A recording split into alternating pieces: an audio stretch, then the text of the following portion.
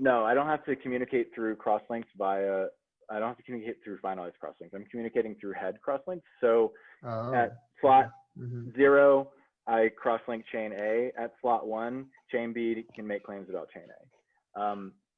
Those things don't become finalized for on the order of 2 epochs, which is in the 12-minute range.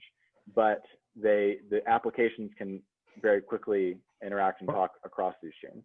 Wait, so but why? But then doesn't this sort of lead to the situation where there might be like massive global rollbacks required? Or not rollbacks of finalized state, but rollbacks of head with state. Respect to with respect to each other, so between chain A and chain B, I can look at the beacon state and safely make claims about these chains. The beacon chain can roll back, and that would trigger rollbacks on these chains, but they would not be conditional upon each other.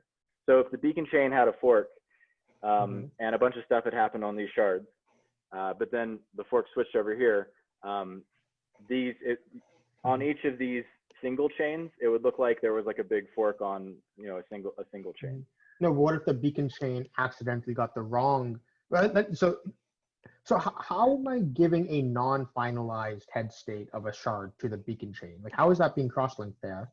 Like, let's say only 5% of the stake that's assigned to this shard has voted on this current head block. Why would that be sent to the beacon chain? Well, that wouldn't be like, there can be liveness failures in crosslinks, and so the shard chain can kind of like build in isolation, and nobody can make claims about them. A committee that is assigned to a shard has to reach this like two-thirds threshold to bring back into the beacon chain. If you had only 10% of this committee make the claim, then the beacon chain would not reference the crosslink, and shard B would not be able to make claims about shard A in that event. So if you have liveness failures, go on. So sorry, then I don't understand. In what case can you not wait?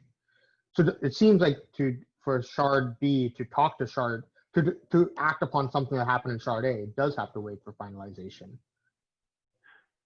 No. So a crosslink is not finality. A crosslink is a committee bringing in references of a shard chain into the beacon chain. Finality is this like multi-epoch consensus algorithm that happens with the entirety of the validator set rather than a subcommittee. And so okay, sorry. So when you're saying that we don't need we need the committee to shard A to have its whatever 2/3 threshold or whatever its threshold is. What you're saying is we don't need finalization on the beacon chain. Right. So you could imagine a design where like I only allowed chains to talk to each other after we had a finality on the beacon chain. Why is that such a big